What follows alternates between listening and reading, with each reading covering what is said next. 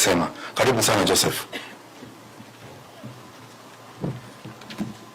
Asante sana Bwana Mheshimiwa kwa kunipa hii fursa. Your Excellency Mr. Deputy President, thank you so much for giving us this opportunity. For you, your cabinet secretaries and the permanent secretaries and farmer colleagues and the exporters, I honor you all. I would like to go straight to contributing to issues that I think are important for farmers. I am a farmer from Tarbo, Uasin Gishu. I represent about 300 farmers, 350 farmers that have organized themselves. So far we have 1,500 acres under avocado and growing rapidly. Growing very, very rapidly. It may not take even less than more than 3 years to overtake Moranga, if I may put it that way. It's good, it will be healthy competition. Before we arrived here, Your Excellency, there was a lot of discussion around e-teams, tax, and all that. I will not want to venture into that. I will want somebody else who is more articulate.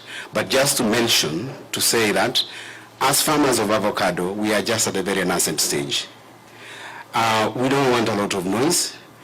We pay a lot of taxes through inputs and all that goes into it. We would like this crop or this subsector to be developed. It's only when it is fully mature and developed that we can have a discussion around how we can contribute. But so far, I think based on the statistics that the CEO has shared, it has the greatest potential to transform the economy of this country, alleviate rural poverty, and really make Kenya a different country. A statistic that was missed was when I check what is available, Your Excellency, Mexico produces close to 3 million tons of avocado. We are number 5, number 6. Your statistic was around 500 that we produce.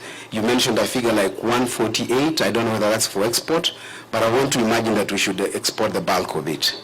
With that rapid growth, Your Excellency, and the fact that when you look even at our national concern, Kenya requires about $1.9 billion to $2 billion per month for our export bill. This crop has the potential to really help in earning this country foreign exchange. And as farmers, we would like to contribute to that through this product. One of the issues that is affecting us, Your Excellency, is we would not like to see what affected the coffee sector, what affected the dairy sector, to get into this. We would like to get it right first time. 1 kilogram of coffee, dried coffee, we don't produce a lot of coffee in the Rift Valley. When you do some economics, I think it produces maybe 300 cups of coffee, each sold, I don't know how many dollars per cup abroad. How many gets to the farmer? Very little of that. Milk, a farmer is paid 40, 50 shillings now, but the consumer pays 120. How about avocado? Avocado is not like milk. It doesn't go through a lot of processing with respect to exporters and pack houses. I would imagine there is some processing, of course. But the fruit gets to the consumer table the way it came to from the farm in terms of its original content. So the question is, there is some mistrust, Your Excellency, speaking from the farmer side, as to whether the farmer is getting a fair value for what is being paid for the fruit abroad. What I would like to see as a farmer is that here as farmers, aggregators and exporters, we should not be competitors. We should be one team, saying how much value should we bring to Kenya? How can we get this fruit or production from Kenya move from number 6, number 5, and not just a distant 5, but very close to the 3 million tons produced by Mexico? The only way we can do that is by having that fair value getting to the farmer, so that, Your Excellency, you can get a lot of youth. One of the biggest things you like to do is to get a lot of youth to be involved in agriculture. This is a form of agriculture the youth can be involved in. And the only way we can do that is creating employment by getting the most value to the farmer. So what we request, Madam CEO, what we request is this: give a proper advisory every year, every season, as to what should be the fair value, not to control the price, but just a fair value. What should the farmer get? We will trust you as our government. Because this time the price is 50 shillings. A farmer said the other day was paid 7 shillings per kilo, another 190. another farmer one-time money to sell at 120 per kilo, another one 150. So trust is lost. Give peace to the exporters, give fairness to the aggregator, but please take care of the farmer by making sure the farmer gets the best value. How can we know that? The way you share statistics about sales and volumes, share the statistics about the value chain. What should the farmer get? Then we as farmers can be sure that we've been taken care of. I hope that is clear, Your Excellency. Now, when we try to take this fruit to the pack houses, to the exporters, there's a lot of rejection for fruit.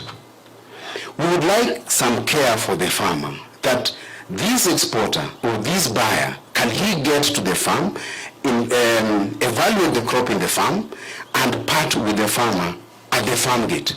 Because the moment you've taken the fruit to the pack house and then some fruits are rejected, where do you take that fruit, Your Excellency? And this is a perishable crop. So we would like a situation where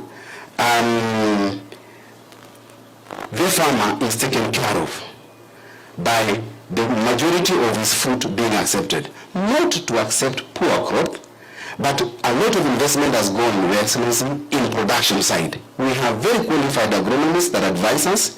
We have very good people that come and check and say, this is how you produce good quality crop.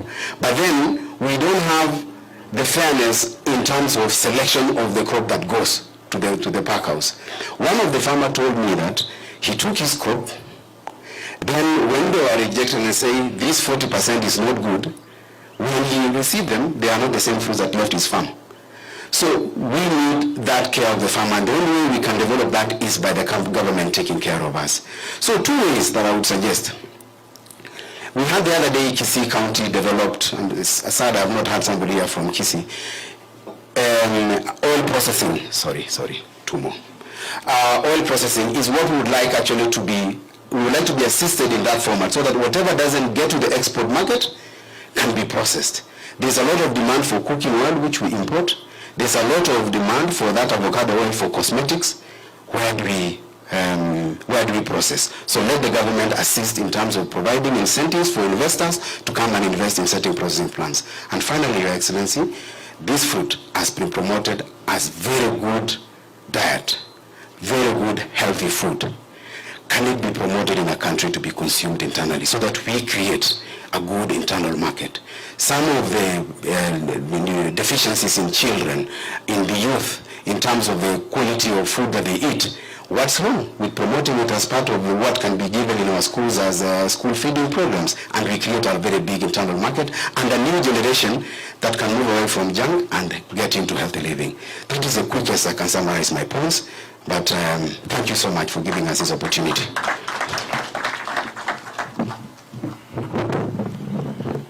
Ninayempatia nafasi ni Priscilla Nyukabi. Tafadhali fanya summary kwa kila kitu tunaongea kwa sababu ya muda. Tuko wengi. Karibu.